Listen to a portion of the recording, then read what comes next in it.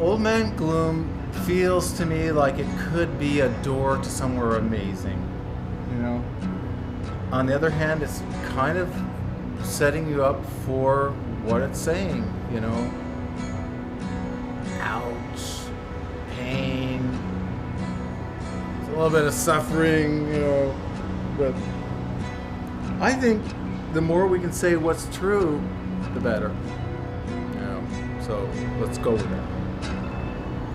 I think of a man that has been inside for too much and got divorced, and his kids doesn't talk to him anymore, and he's kind of dissolving in front of the TV, turning bitter, and that's good.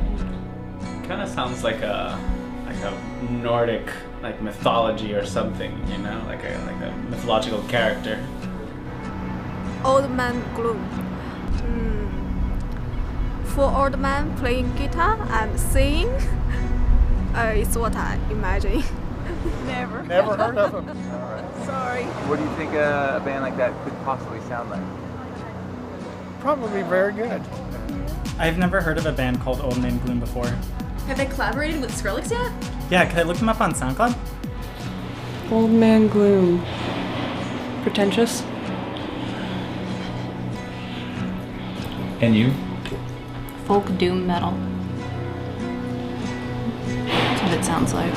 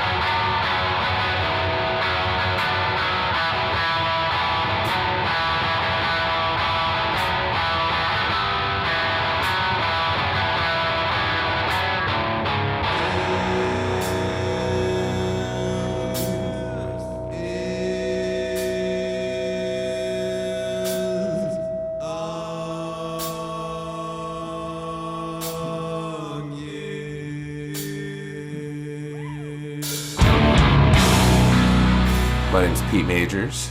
I'm going to talk about Old Man Gloom. It's going to be a lot of fun.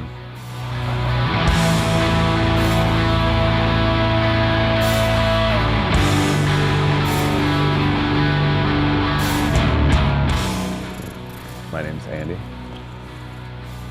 I don't know how I want to be titled. Does it have anything to do with the store? I own a record store called Aquarius Records. A record label also called Tumult. and a cat called El Duque.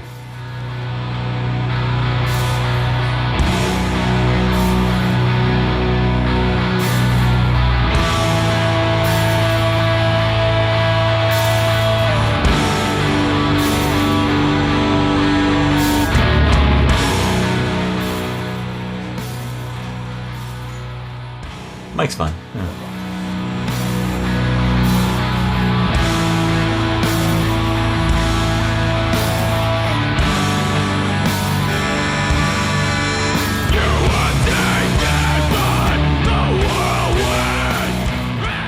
She's my talking cat. She talks a lot. She loves the attention and loves to talk. That's true. Yeah. I'm known as John. Okay. Basically, I mean, Johnny, I'm here Johnny at work because we have about 10 guys named John that work in his office, so I'm Johnny. Yeah, okay. Well, I am his father-in-law, but I'd rather be considered a friend, you know, of Aaron. Okay. And, you know, I am an Old Man Gloom fan. Yeah. I'm a music fan. Yeah.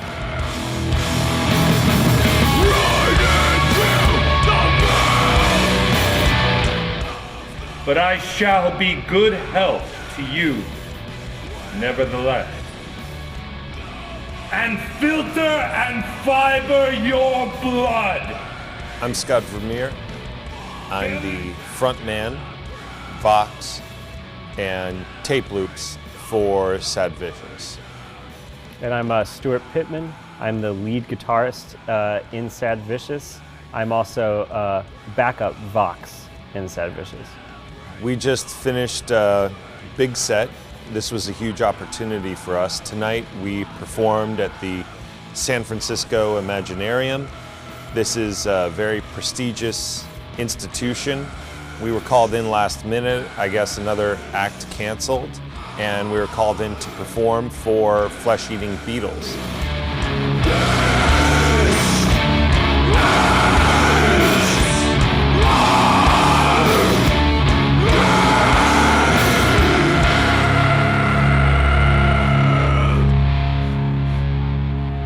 I don't remember the first time I heard Old Man Gloom, and I don't remember how I heard about Old Man Gloom. I do remember why I was excited about Old Man Gloom. Mostly it had to do with monkeys, as I've stated in other movies of yours. Those Old Man Gloom records look so amazing. Those are some of the best designed records ever, and it's not just because there's monkeys on them. They really look amazing, and I can't actually envision them looking any other way. I posited, I think, that there was some sort of connection between metalheads and monkeys. Perhaps tenuous, but it seemed like most of the metalheads I knew were really into monkeys. I got turned on to Old Man Gloom very shortly after I'd kind of gotten turned on to Cave In, and that was right after I'd gotten turned on to ISIS, and then was really kind of latching on to what Hydra Head was doing.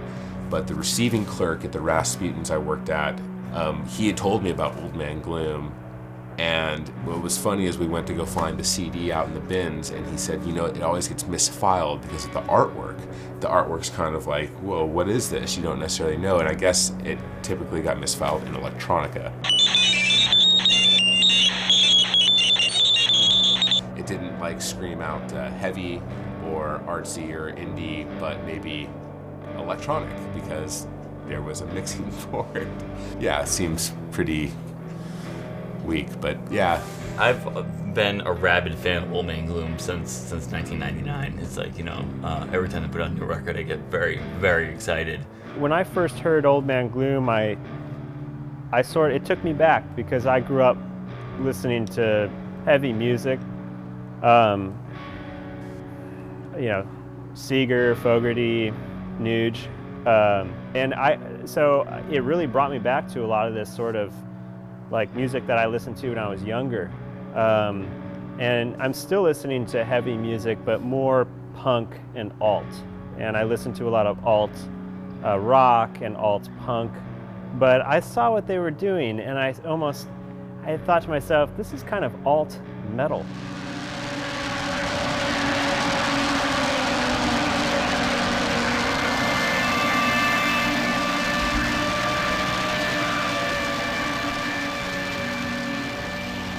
they've got all kinds of names for it now.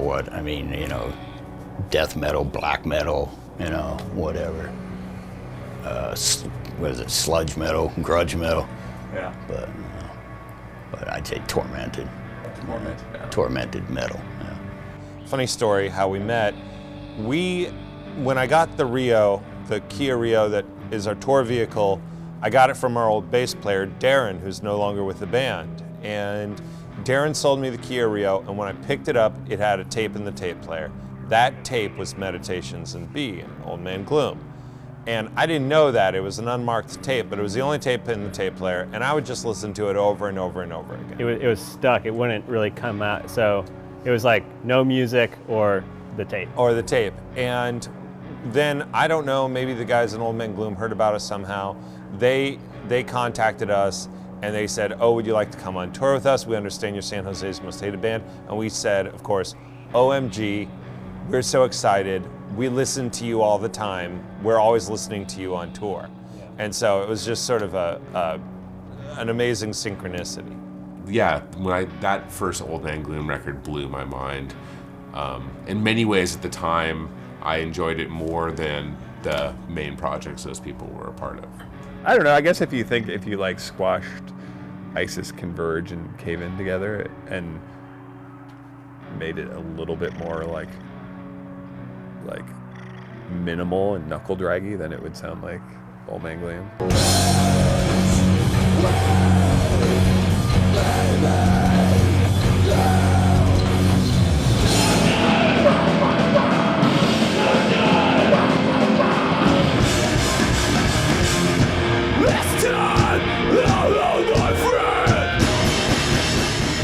I think each member of Old Man Gloom does have their own sound as their individuals, and you feel that in whether it's Nate and Converge. His sound is there. Same with Aaron. So that's why I always say it was like ISIS spaced out, because I think in the core of it you still felt Aaron's presence the most.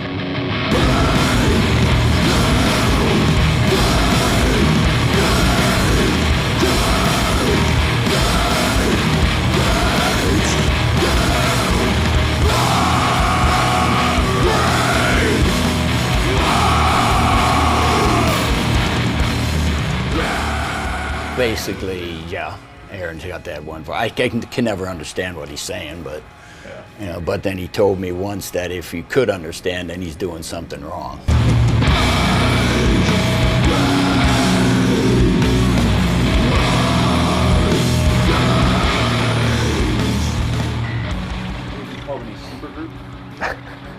I love calling bands supergroups because they hate being called supergroups. So yes, I would. They're super. I don't know. I don't know what a supergroup is. I know like Paul McCartney played with the guys from Nirvana, and that's a supergroup. But yeah, I guess so. I think they write super music. A supergroup is essentially a band consisting of people that have played in other bands. And we've been, in the San Jose sort of scene, we've been referred to as a supergroup. And I think that's because prior to Sad Vicious, Scott and I played in so many different bands down in San Ho. When we came together, everybody said, oh, it's a supergroup. And we said, well, look, let us make our songs, let us play them to you, and then you decide if it's super or not. And I think same thing with Old Man Gloom. I think that the sum is greater than the parts. I'll put it to you that way. I like all the bands that are in the band math equation. I like Cave In, I like Converge, I like ISIS. But I do think I like Old Man Gloom the best out of... It's kind of like, what is that, Voltron? When it comes together, it becomes like a, far more powerful and being than each individual part. So I feel like that's what Old Man Gloom is. Voltron. Old Man Gloom is Voltron.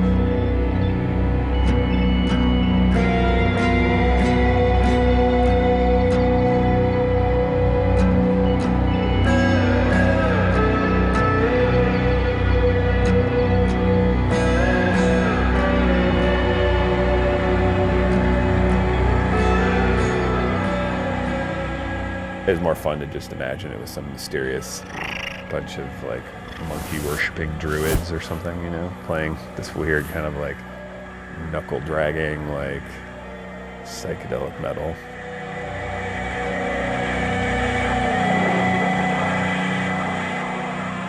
So the origin story is that Aaron, when we formed Old Man Gloom, we were conceptualizing on a walk what Old Man Gloom would be, and we came across a man with a little monkey sitting on a park bench, and the monkey was wearing a little diaper, and he was eating up a fig or like a date or something. He had some little, it was either a date or a fig, I don't know which it was, but he was eating it up and he was wearing this diaper, and it was so incredible that someone spit out that the band should be monkey themed.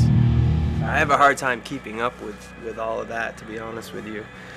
You know, those guys are just constantly like rolling with it and just coming up with ideas. Oh, let's do this. Oh, that'd be funny if, you know, we did whatever, you know, the vinyl version, like these actual monkey faces that all kind of look like the guys in the band. And then it's like, okay, they're online like searching for pictures of apes that look like all of us, you know?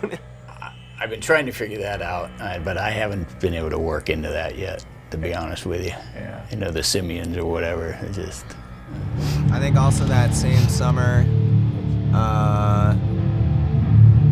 when I was there for a couple weeks and we were doing the Old Man Gloom stuff, I had smoked a lot of pot and Santos had not. And we were watching TV late at night, and an old black and white movie of monkeys dressed up in little Western outfits playing instruments came on, and that was a very formative moment as well. It was fucking incredible. It's like it was unbelievable that it was happening, because we had made this monkey decision, then all of a sudden Aaron was stoned to the bone, and we were lying in his bed together, which happened a lot. It was like 2 a.m. lying in his bed just like watching TV, me not stoned, and this fucking thing just came on, and it was just like, it was just music going like, but these fucking monkeys were like dressed up just playing instrument, obviously being like shocked or terrorized in some way, but there's one with the drumsticks just going, and there was one with a little guitar. We created it with our minds. We manifested that moment, and it just kind of solidified the Old Man Gloom simian theme. I mean, the one song I like of theirs, I think it's called A Night at the Gentleman's Club for Apes. I mean, that's just totally different from what you would hear from Old Man Gloom. You know, this heavy stuff, and all of a sudden it's like, what is that? You know,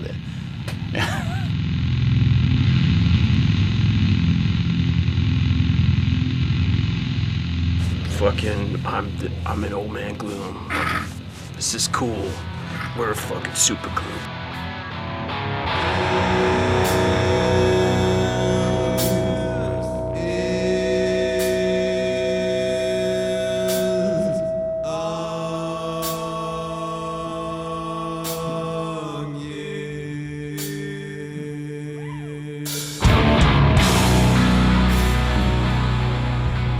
A nice way to ease people into 50 minutes of pummeling. Yeah. We croon semi-gently to them and then just berate them for the remainder of the set. Yeah, we don't want to give them that sense of comfort and quiet and ease anytime in the set. It's abuse from that point forward, and to stop abusing them would be a disservice to them and us.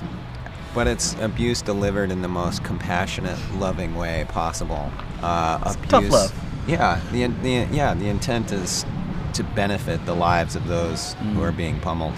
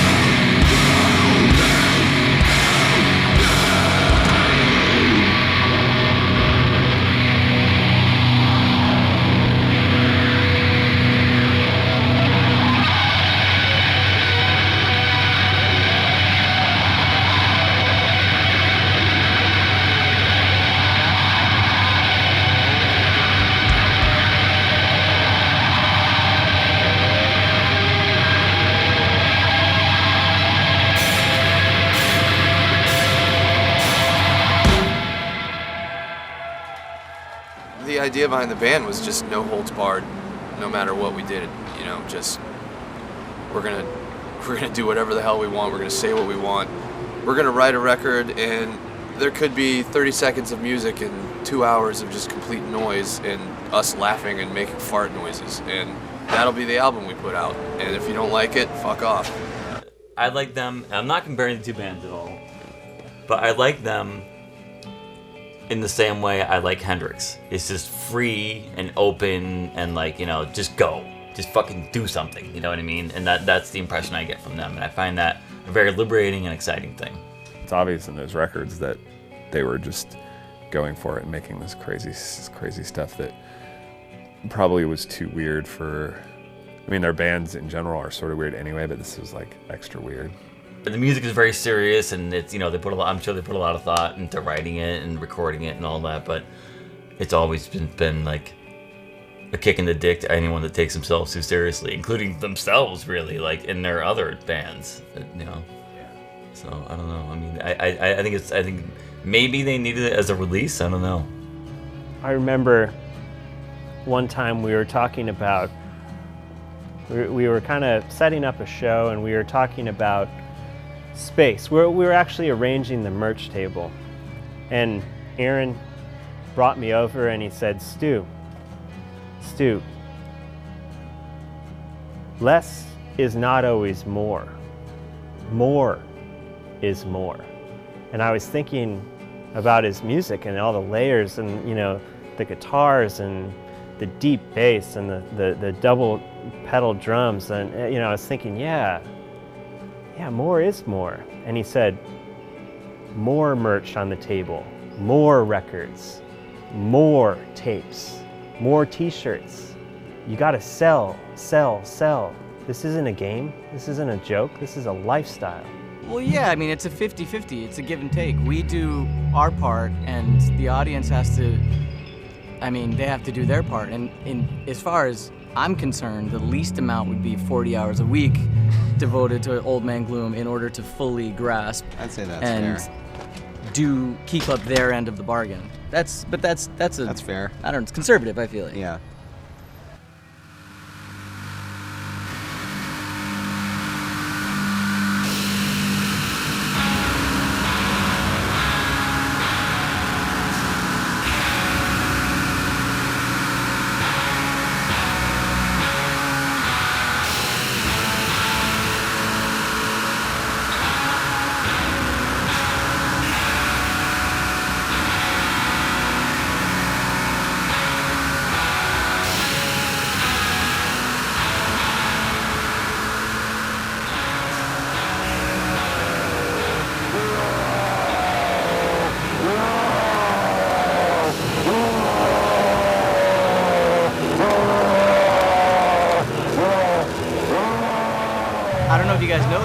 Tonight is Zozobra. No bullshit. In Santa Fe, right now, Zozobra is happening. Actually, they're an hour ahead, so it's probably just getting dark. So there are thousands of people packed into a fucking field in Santa Fe, New Mexico right now, and Zozobra is literally in front of them, about to be burned. It's the most important thing that happens to New Mexicans, or to Santa Feans rather. Albuquerque is bullshit. They don't count. They're not involved. It's the most important thing that happens to Santa Feans every year and for their whole lives. And this isn't bullshit. I don't go home for Christmas. I don't go home for anything but Zozobra. Like, that's everything. It's fucking Christmas, New Year's, Harvest, Halloween. It's everything all rolled into one. So, you know, that song it's just scratching the surface.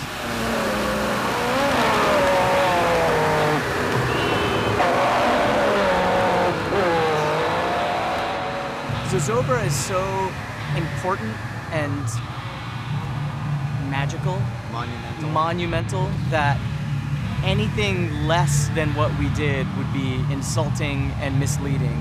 So in order to write an ode to Zozobra at all, I mean, I think a half hour is the least we could have scratching the surface.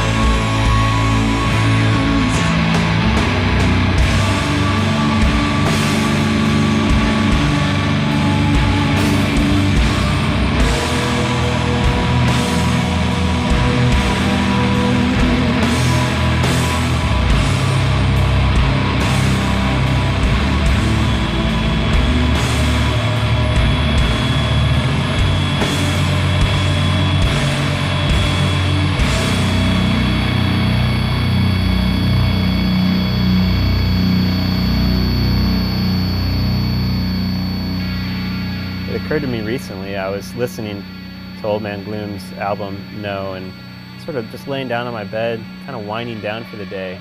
And I thought, we're not getting a lot of offers as a band. What's the root word of the word offers? Off. What's the opposite of off? On. What's on backwards? No. What's on perpendicular? Oz. What's Oz backwards? Zo. Zozobra. Zozobra. It's a song. It's a song on the album. Loud and clear. And Zozobra started playing when I made that connection.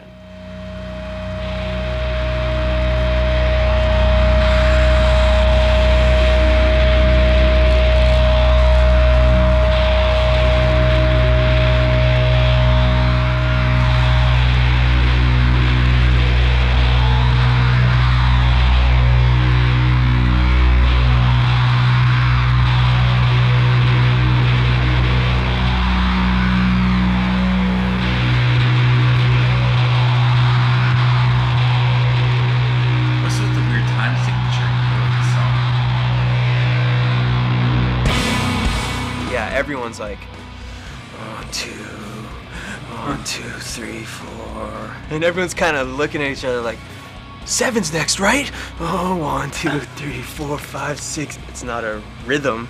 It's not a riff that returns eventually. It's just like numbers. It's a 2, 5, 4, some, I don't know.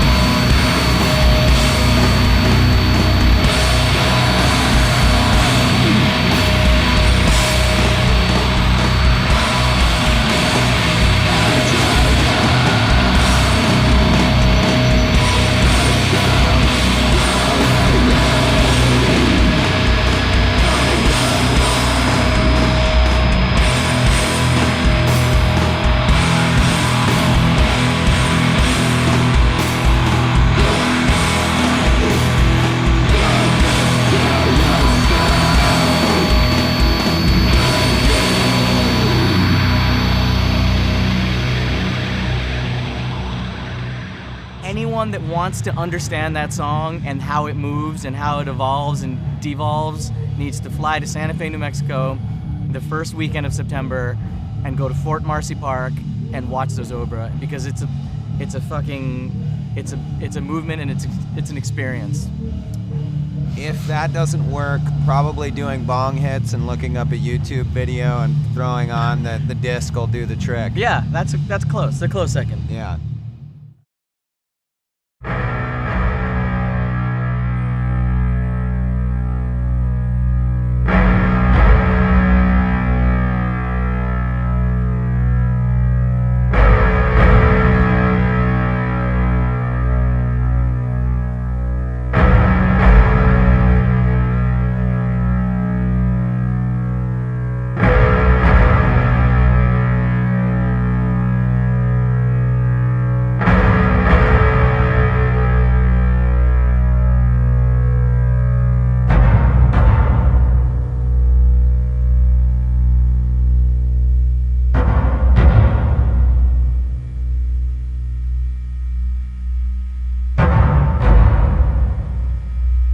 there's nothing to dispute there as far as I'm concerned. I don't think anybody would dispute that. And we, of course, tried to dispute that they're the 5 best records ever made. I mean, we try to be modest, but I mean, let's call a spade here.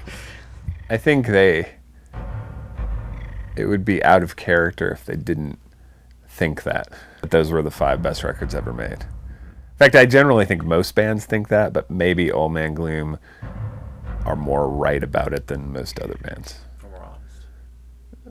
Yeah, maybe. But it's more inspiration than anything else. I just love, like I say, a fast beat or, a heavy beat, as far as, it gets me to concentrate a little better. I mean, some people it does the opposite. I'll have somebody come in and they'll be talking to me with this music playing and they'll kind of tell me, can you turn that down or turn it off?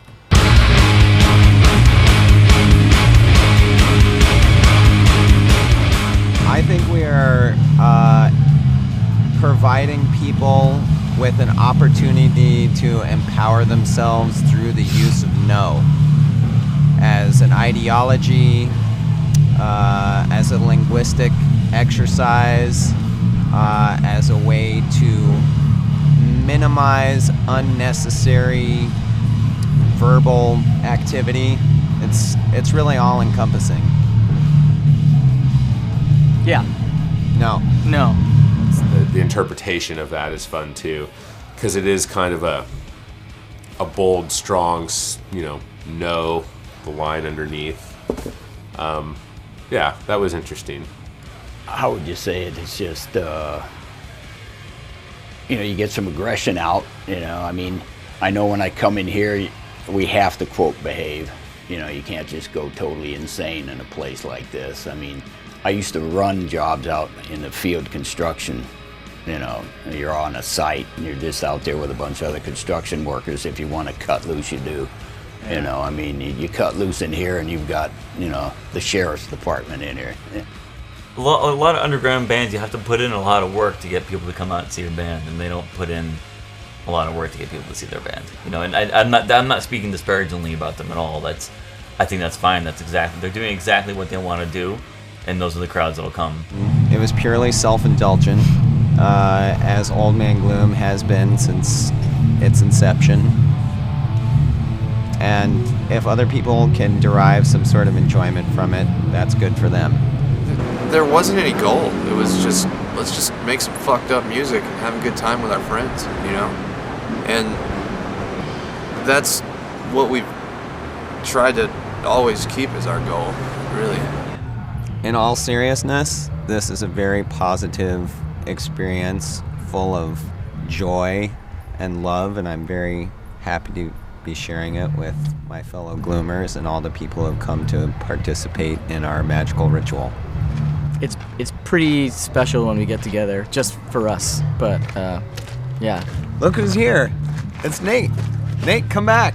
So that was a really special time with Nate. We're talking about... Have you smelled in here? Yes, we're talking about the magical friendship that exists in Old Man Gloom and how happy we are to be together. Do you have anything you'd like to add? Where were you? Just now? Yeah. We were here.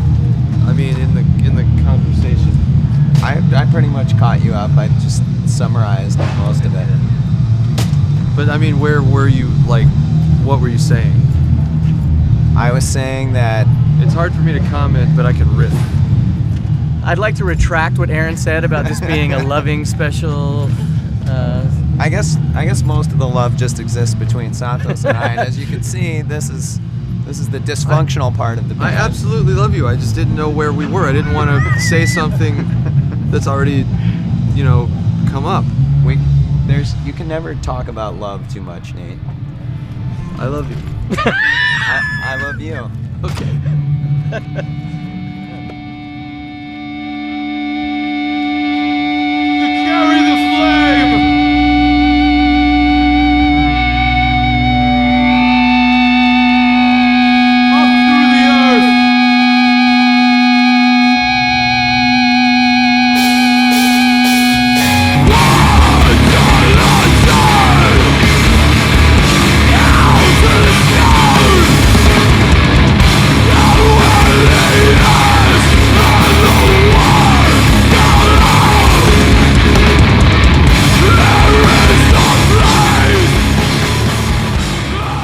think that's their place in history.